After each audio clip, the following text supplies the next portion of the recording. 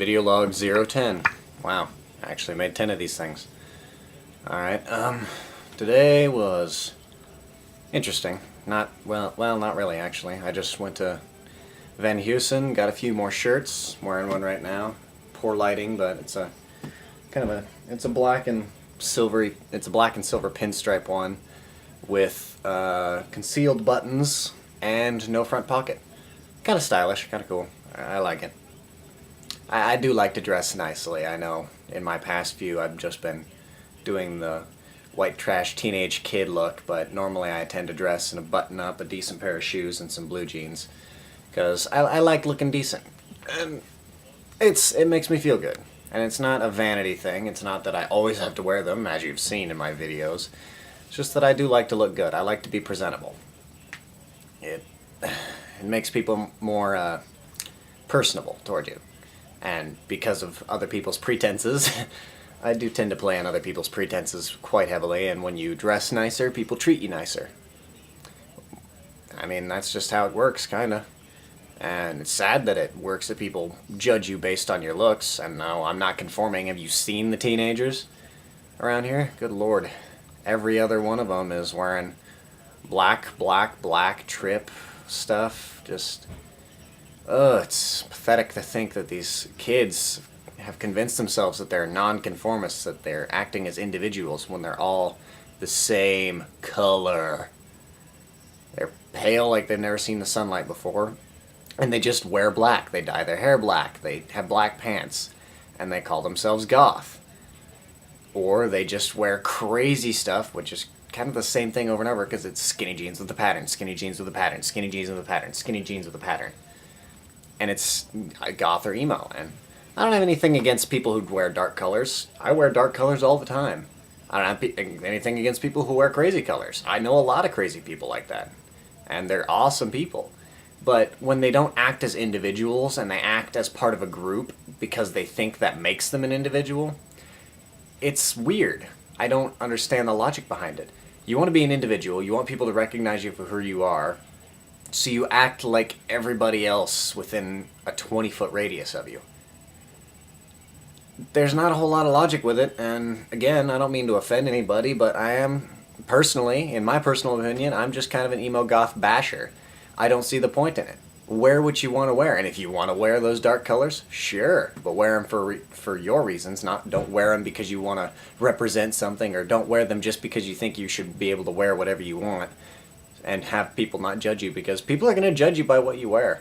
It's a hard fact of life. And so, knowing that, wear what you want to wear and not worry about it. Just because you don't have to prove a point every single day.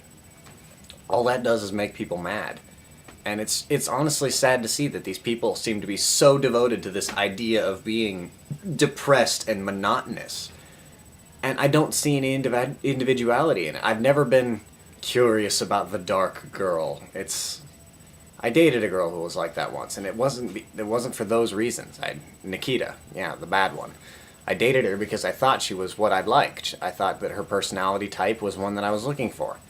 Turns out, that personality type, what I'm attracted to, tends to be coupled with a lot of really bad habits. And so, kind of sucks, because I'm genuinely attracted to the people that do the things that I don't want to do or be associated with. But I've got control over that. I've got immense self-control. I've had to. I've learned those the hard way. But anyway, back to my tangent. It's frustrating. I mean, some of my closest friends wear dark gothic colors, gothic clothing, and I do recognize them as individuals, but when they get around another group of these gothic kids, it makes me want to kick them in the teeth. Honestly.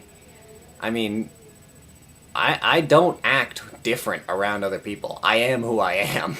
What you see is what you get, honestly. And I don't know if that's intimidating to other people. I've been told that I'm an intimidating person, but maybe it's because I just try and be me. Or I don't even try to be me. I don't try to be something. I am myself. And I never have to try and be something else or try and be myself, because I am who I am. And being who you are should come naturally to people. You shouldn't have to try to be yourself unless you've gotten so used to being somebody that you're not, that's what you're more comfortable with, and that's what you naturally do when you're around other people. It's a really bad thing, honestly. And honestly, you know what? I'm gonna say it. I think that these kids who believe themselves to be gothic or emo or any of that stereotypical stuff, honestly, they don't know any better. But it's a stupid decision. It's kind of pathetic. It's insulting to me to have to be around them and then watch people I know change into these idiots, these stereotypical jerks. And that's what makes me mad. That's why I have a hard time even getting close to people. I mean, I have some good friends, and they're good friends for a reason, but every once in a while, when they get around a certain crowd, I'm not a terribly violent person all the time, but I've almost really torn some heads off just to prove a point, which would make me stoop to their level. And I'm not going to do that. I'm going to hold myself on a higher pedestal. I'm going to take the high road. And if somebody strikes me or strikes a friend, yeah, I'm going to lash out. They have wronged me and my friend. If they physically harm me or a friend of mine, there will be hell to pay. And I will be the catalyst for that. But I don't care what anybody else thinks, honestly. I do not care. I'm not trying to not care. I honestly don't. Because not gays, I don't have any problem with gay people. It's these emos, these goths, these skater punks, these preps, these jocks. I mean, it's great to love sports. It's great to love looking good. It's great to be a decent person, and it's good to have hobbies and interests. That's what makes us us, and that's what makes us not bland and cookie cutter. But when you turn these interests and these really remarkable things about human beings, when you turn it into a stencil, into a mold that people just flop into because it's easier than being themselves. Oh, Lord. It's one of my biggest pet peeves is to see someone that when they're around me, they act normal, or they act like themselves, and then as soon as they get around 2 or 3 people that they know, they change. And it's disappointing. It's disappointing, it's upsetting, it's pathetic. It's pointless. I don't see why they're trying so hard to be what they're not. And then they try so hard to be themselves, and they don't ever actually do it. They only want to be themselves when they're around someone that they honestly trust. And I do understand that people start to trust me really quickly. And that's because of my openness and how I act like a counselor, which gives me the big brother vibe, which is not good for the dating scene, but I'd rather worry about people's problems than dating them. Honestly, I'd rather help people out than try and play the field. That the first and foremost thing is to help my friends and the people that I know. Secondly is to enjoy myself, and then thirdly is to look for love. Although that third one does tend to nag. Anyway, but my message to any kids that think they are gothic or emo, there's no point in being either that devoid of emotion or that chaotic in your own heart that you can't control it.